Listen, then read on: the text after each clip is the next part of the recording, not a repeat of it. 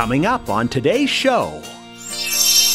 The high-level picture is just eliminating the things that you don't need in your life, eliminating the unnecessary. So we've defined now that I'm a little overwhelmed. I either have too much stuff or maybe too many things going on in my life, which sounds actually quite familiar to me. We still have paper. I can't see it going away, sadly, anytime soon. But you know what's interesting is that even if we don't have paper, we're going to be in the same situation where we have all the documents and we don't know where they are on our electronic devices. We're going to add space to your life today on Keeping You Organized.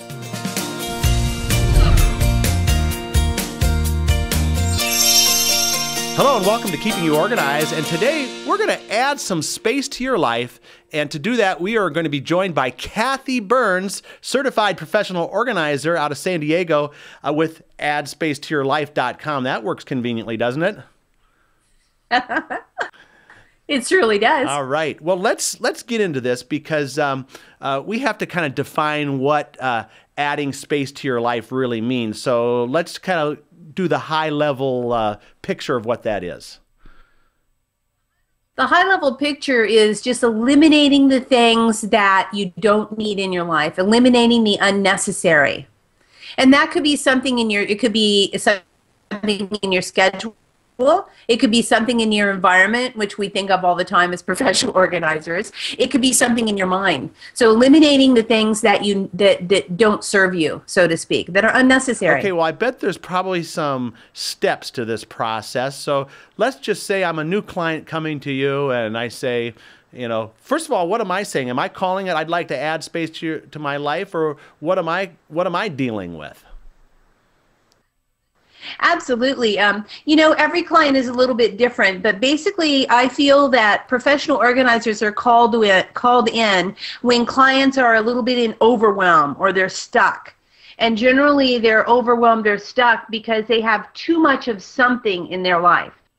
They just have too many tasks on their list, or too many toys in the attic, or too many things on their schedule, too many things in their brain. They can't even think straight to know where to begin. So generally people are stuck. They're just stuck and unable to move forward. And that's why they put up the white flag and they call the professional organizer in for help. What are some of the first steps that you do? So we've defined now that I'm a little overwhelmed. I either have too much stuff or maybe too many things going on in my life, which sounds actually quite familiar to me.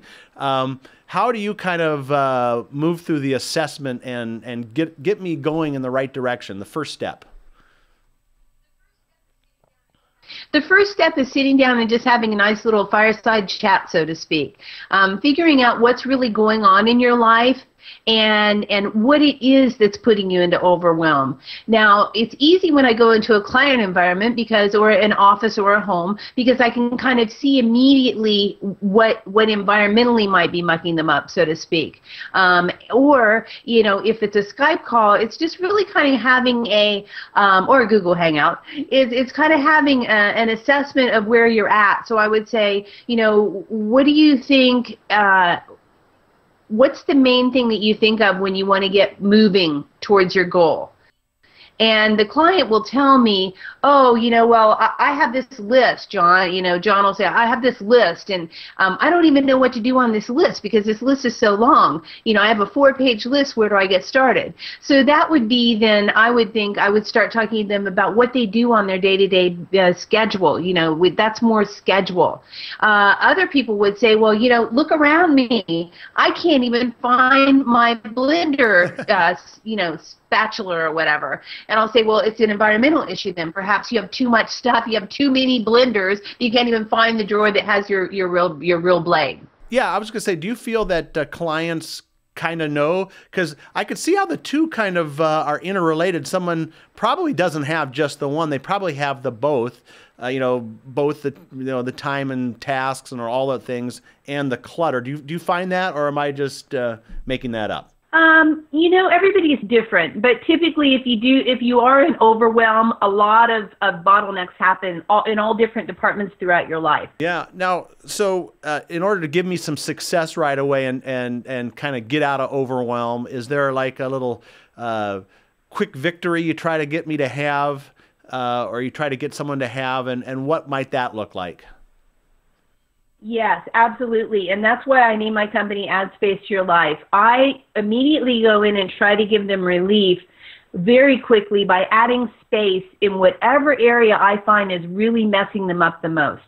So it could just be an overloaded schedule. So I would say, okay, let's talk about time management and let's eliminate the tasks that you really don't need to do, because we all get stuck in a lot of busyness, so to speak, especially business owners get stuck in the busyness factor where we're doing a lot of things that don't really affect the, affect the bottom line. So it's all about creating a vacuum of space somewhere that's immediate, that they're going to feel. Perhaps it's a mom that's in overwhelm that just has toys everywhere and can't even, she can't even see clearly. So that would be eliminating all the toys that perhaps the child with the mom on how much she really needs. So it's all about, again, eliminating. Relating to time management and getting somebody kind of up to speed on that, do you prescribe a certain system? Or what are a couple of the elements of the time management system you like to help people with? I always start by finding out what they're doing on a daily basis. And what's interesting, John, is they generally don't know. So it comes down to spending one day writing down every task that they do that day. If I can get them to go through the whole week, that's even gold. That's golden. Sometimes they just don't have time. But you have to get down to the micro level of figuring out what are they really doing? How are they spending their time? Are they an hour and a half in their inbox? Or do they have, a nice chunk of time available to do a big task? I always recommend that they have a 4-hour chunk of time to accomplish their big projects. So oftentimes, they're not even getting the big picture done because they haven't allocated enough time for that big picture project, which in my opinion is always a 4-hour block. That's what works most effectively.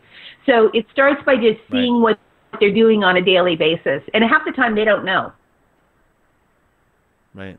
So what do you think are like the top time suckers, things that distract us or pull us away? I'm sure email's one, but when you're working with your clients, what do you see the things that are really pulling the most time away from people? Paperwork has been known to be one of the top 10 culprits of time zapping and time stealing. And if your papers, again, are not flowing out of your environment, they're just piling, it's going to bottleneck you every single time. Because again, like I said earlier, you don't have to have a way for them to enter, because they're going to enter with the mail, they're going to enter with your business, whatever. They're just going to be there. But having an effective strategy to get them off your desk and even not in the file drawers, just out of your life when they're finished and complete is really, really a huge way to protect your time. Well, now people would say that we're becoming a paperless society. Everything's going digital. Is that not true? I mean, is there still a ton of paper out there? Yeah, it's not true. I don't think we're going to... We like that at Smead, by the way, because we make a lot of paper products. So. I don't think we're going to be paper-free for at least a couple generations, seriously. I have the most virtual client in the world. She lives in San Diego. Her office is in Boston. She's in India most of the time. She still has to have a paper flow system. And she's virtual. She's hooked in, tapped in, turned on with as much electronic as you can add. High-speed scanner, all that good stuff. We still have paper. I can't see it going away, sadly, anytime soon. But what's interesting is that even if we don't have paper, we're going to be in the same situation where we have all the documents and we don't know where they are on our electronic devices. So unless you have a way, and you just can't keep adding them, they say that the average business, if they accumulate within 3 years, they're going to have double the amount of paper. They increase their paper by 1/3 every year. Yeah. So there's got to be a way to get it gone. That's the bottom line. But the thing is that, they don't teach us that in school. They don't teach us about paper. They don't teach us about elimination. Hopefully with NAPO, our National Association of Professional Organizers, we're going to be in the school system teaching basic organizing principles. That's the long-term goal. And it's something that we all need. I think it needs to be a prereq 101 for every college student. Right. What about, I'm just going to ask you this personally, do you use a paper planner or do you use a digital or a combination? And what do you recommend clients to do as far as, everyone's got to have some kind of calendar, right? I was a daytimer forever, and it was really hard to break off of that. But, now we all have the iPhones and the Androids, and so I put everybody on Google Calendar. I use the Google platform for document sharing, calendaring, contact management even. Boy, to switch over to contact management from my other big database was scary. But you know what? It's so effective. And with Google Calendar, you can schedule an event. When I schedule my client appointments, I actually send them the Google Calendar invitation. That right there, and then it pops up on their calendar. So I put everybody pretty much on Gmail. It's a real standard platform that everybody can use across the United States. The Google Docs, you can work on a document and share it and have real-time editing happening with it. It's amazing stuff right now with Google. So that's what I use. I think the Google Calendar is superior. Well, how about Post-it notes? Don't you have like Post-it notes that you're supposed to put on your computer screen or anything like that? Hey, they do have Post-it notes on your computer now. I used them for a little while, and then I got too many. I got overwhelmed with it all. Yeah, great. We were talking with Kathi Burns with Add to Your Space, or AddSpaceToYourLife.com. We're going to take a quick little break, and when we come back, I want to find out a little bit more about how you got involved in organizing and how your company works both with individuals and businesses. So we'll be right back after this quick little message. Nearly 1 in every 8 women in the U.S. will be diagnosed with breast cancer during their lifetime. While researchers work tirelessly to find new ways to fight this disease, a cure has not been found. Show your support for the fight against breast cancer with breast cancer awareness organizing products from Smead. A portion of the proceeds from the sales of specially marked pink products will be donated to support breast cancer research. Breast cancer awareness products include pink Super Tab file folders, stadium files, tag-along mini organizers, and pink expanding wallets. Use the breast cancer awareness products from Smead to get organized and support breast cancer research at the same time. Smead, keeping you organized.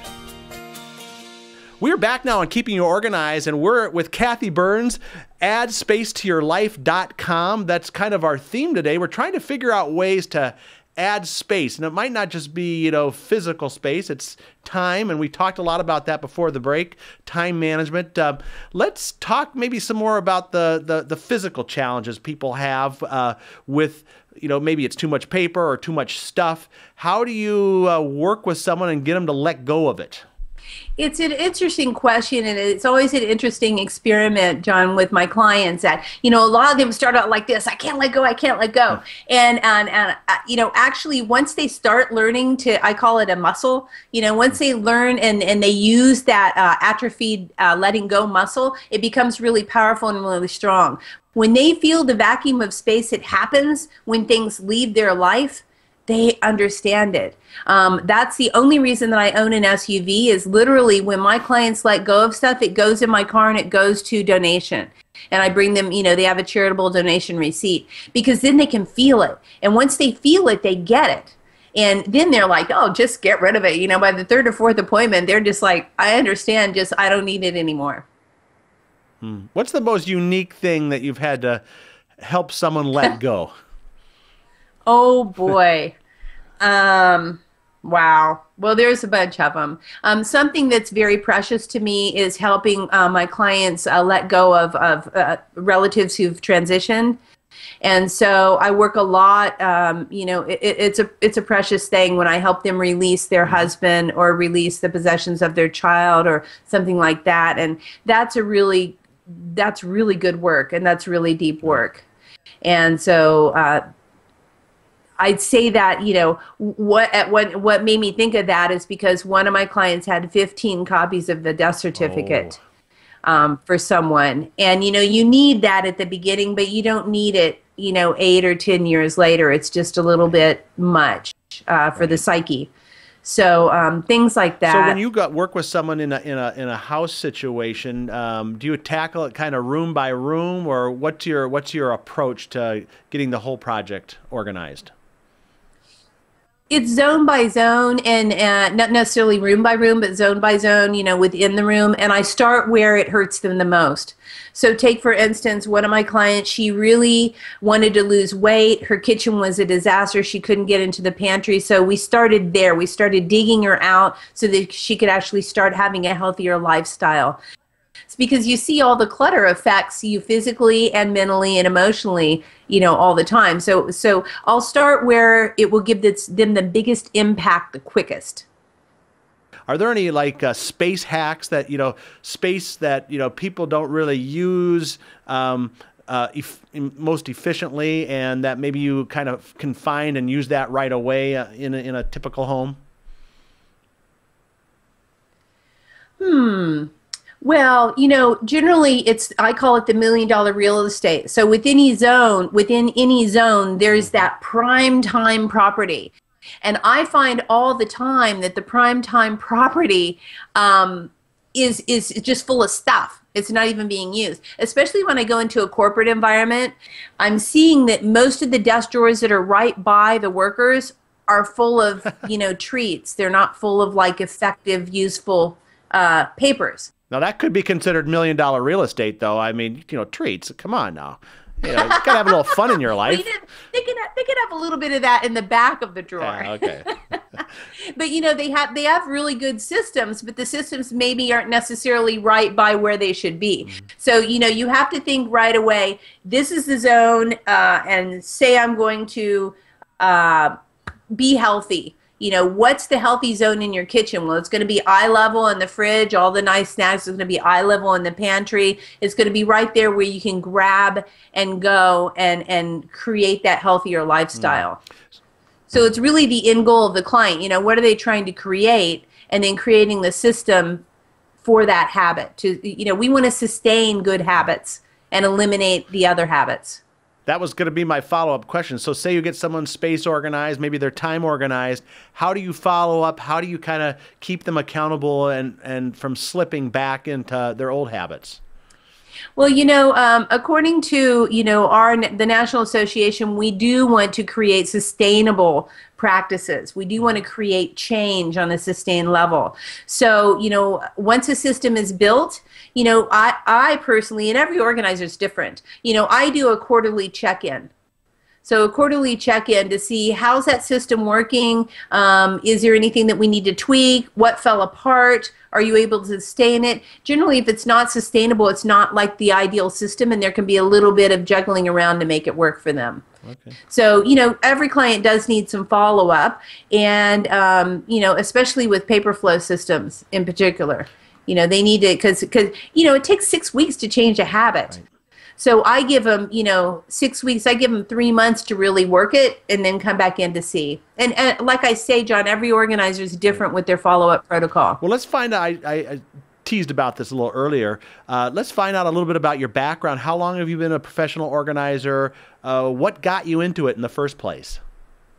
That's a very long story, but I'll give you the abbreviated. No. Exactly. Give me 10 seconds. I've had Add Space to Your Life for 12 years. I am board certified. I was one of the inaugural certified organizers way back when. That was lovely. And, it started for me a long time ago when I was a sailor and I was a captain. I delivered boats. And what would happen is I would go out to sea, and when I would come back, I would realize I didn't need any of the stuff that I didn't even miss it. So I would just eliminate. I'd go back out to sea again. I'd say, oh, I don't even need, 5 pairs of heels. This is ridiculous. So I'd come back and I'd eliminate. So I started the elimination process, learning that early on, in my life, just from, when you have perspective, like the ocean gives you a big perspective of what's really important and not important in your life. And that's how it really worked for me, is I realized that all this stuff really doesn't mean anything. I mean, when it comes down to it, life and love and joy and happiness doesn't relate to any possession that you own. That's great. Just doesn't. Well, listen, we're almost out of time here. I want to give you the opportunity to just describe what kind of services you offer, who your typical clientele is, how people can get a hold of you. We mentioned the website. Why don't you just give us a little spiel about your business? Okay. My company's Add Space to Your Life. You can go to addspacetoyourlife.com and you can download a free report. So there's a free report right there for you. I'm not sure when this is coming out. I think the fall there's going to be something new and exciting for you. So make sure to hit the website, click the Yes, I Want the Free Offer button, and you'll get a free report of some sort, possibly even a video training, because we're reinventing currently down the road. You can email me with any questions. I love questions. When I first started my company, I had a Dear Kathi column in a syndicated newspaper, and so any question that you have, I would love to answer. And you can email advice@addspacetoyourlife.com. Give me your questions, and I will definitely answer them, and I'll publish them on my blog. You can go to the website and you can search any key phrase of any kind of pain that you have, whether it's paper, whether it's mail, whether it's email, whether it's too many shoes. I've written 500 words a week for the past 12 years, so there's a lot of information on that website for you. Awesome. Okay, well, we're going to have that in our show notes, and Kathi, appreciate you taking the time to help us add a little space to our life, and we hope to have you back on the show again. Thank you so much, John. I appreciate it. Okay, great. Kathi Burns, addspacetoyourlife.com, today on Keeping You Organized. Coming up next time on Keeping You Organized. And there's one really disturbing statistics to me is an average person throws away 70 pounds of clothing, shoes, towels, and sheets and textiles every year in the trash, and all of that really could be recycled.